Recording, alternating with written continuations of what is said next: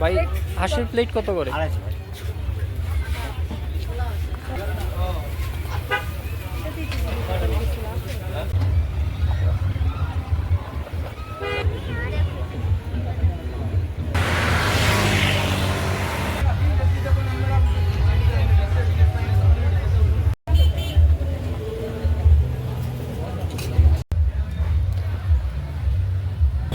ভাই এবং বোনেরা, আমি তানভীর আসছি আপনাদের সাথে ঘুরে দেখাবো পুরো ঢাকা শহর। সাবস্ক্রাইব করে সাথেই থাকুন।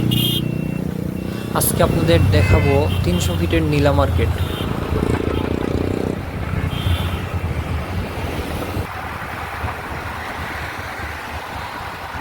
এই রাস্তা দিয়ে যাওয়ার সময় রাস্তার দুপাশেই অনেক সুন্দর সুন্দর ফুল দেখা যায়।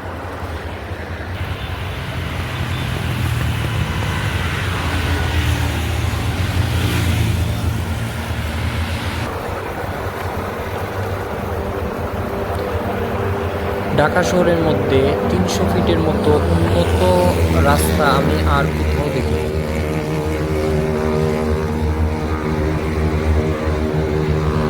নীলা মার্কেট হজরত শাহজালাল আন্তর্জাতিক বিমানবন্দর থেকে প্রায় 9 কিলোমিটার দূরত্বে অবস্থিত।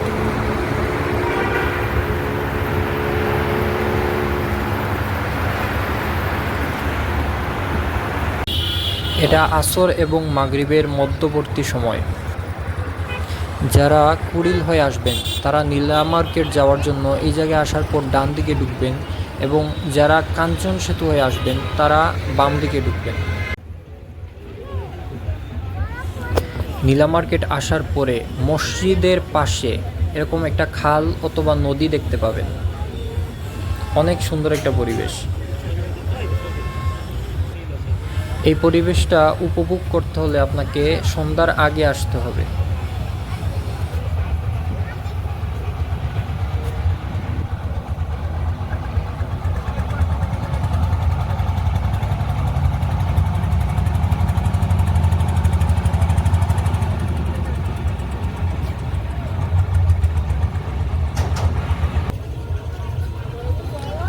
তাল গাছ দেখলাম, কিন্তু কোনো বাবুই পাখি দেখলাম না। আসলে গাছগুলা খুব একটা বেশি বড় না।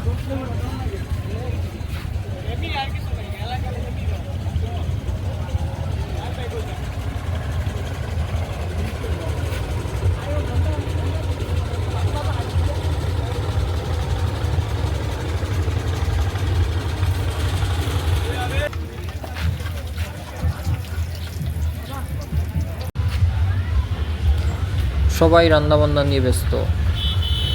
এখানে বিভিন্ন প্রকার খাবার পাওয়া যায়, তবে এখানকার জনপ্রিয় একটি খাবার হচ্ছে হাঁসের গোস্ত।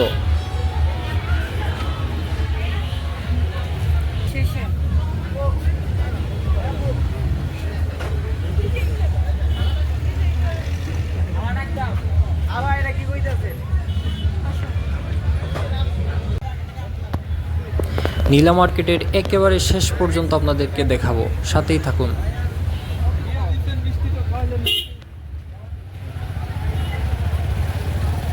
মানুষজন এখন কম। আসলে সন্ধ্যার আগে মানুষজন এখানে খুব একটা বেশি দেখা যায় না, কিন্তু সন্ধ্যার পরেই প্রচুর মানুষের ভিড় বাড়তে থাকে।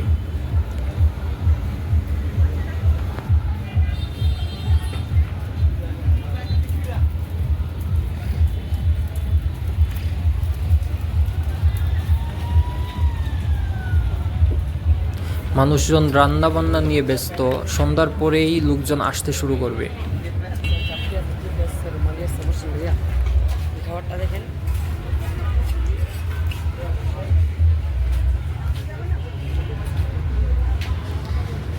দেখুন, আসলে এটা ঠিক নদীর পাড়েই অবস্থিত। এই দোকানগুলোর পাশেই কিন্তু নদী।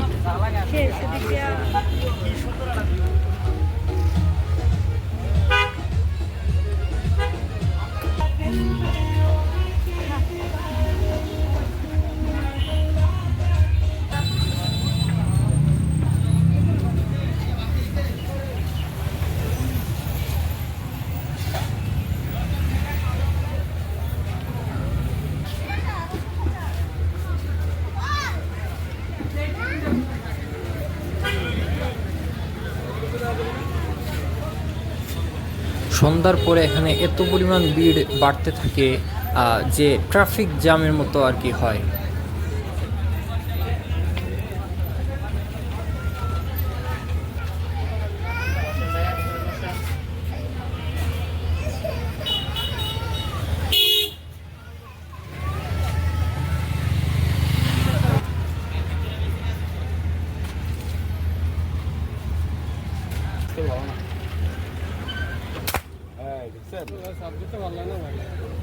একটু দূরে থেকে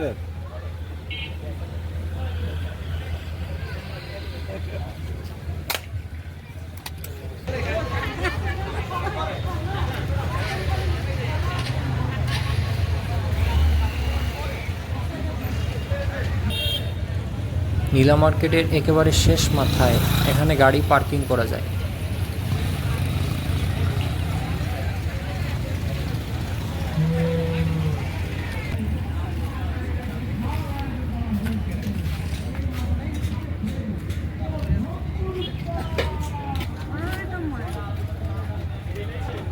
এটা হচ্ছে নীলা মার্কেটের একেবারে শেষ প্রান্ত।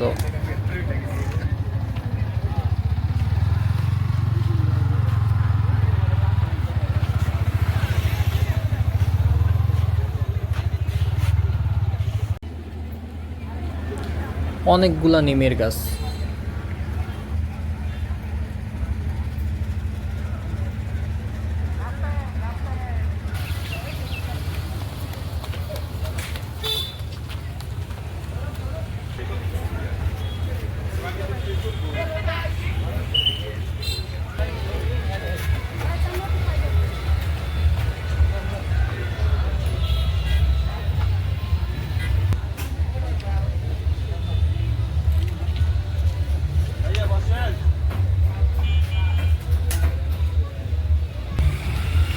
মানুষজন এখনো রান্না বান্না নিয়ে ব্যস্ত।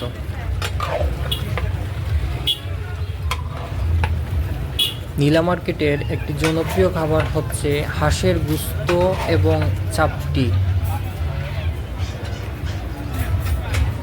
এটা হচ্ছে চাপটি।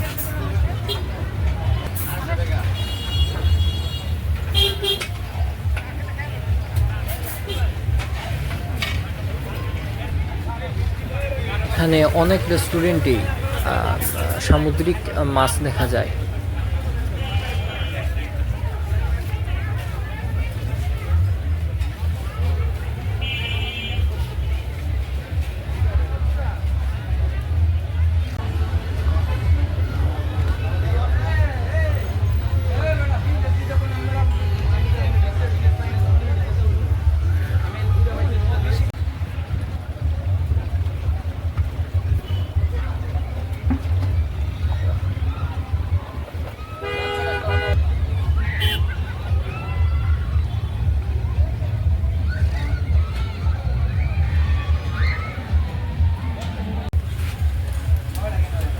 আমার কাছে মনে হয় আমি এখন পর্যন্ত এতগুলা খাবারের দোকান একসাথে আর কোথাও দেখি নাই।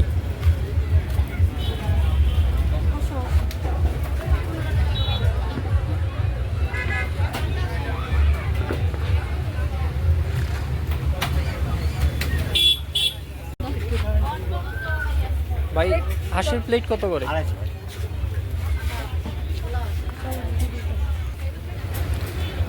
আমার জানা মতে ইসলামে আছে এশার পরে কোনো প্রকার গল্প গুজব নাই, কিন্তু এই নীলা মার্কেট আসার পরে আপনি দেখতে পারবেন যে রাত যত গভীর হয় মানুষজনের আনাগোনা তত বেশি বাড়তে থাকে। খুবই দুঃখজনক ব্যাপারটা। এখানে নদীর পাড়ে বসে খাবার ব্যবস্থা আছে। তবে একটা বিষয় আপনাদের জানিয়ে রাখি, এখানে যেহেতু নদীর পাড় অনেক মশা হয়, সন্ধ্যার পরে প্রচুর মশা হয়।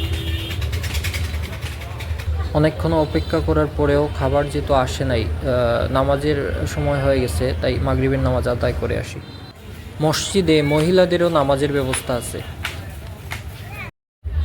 খাবার নিয়ে আসলে আমি কোনো মন্তব্য করব না, তবে আপনাদেরকে একটা কথা বলি, নিজ ঘরে বানানো খাবারটাই উত্তম, যা আপনি আপনার পরিবার পরিজনদেরকে নিয়ে একসাথে খাবেন।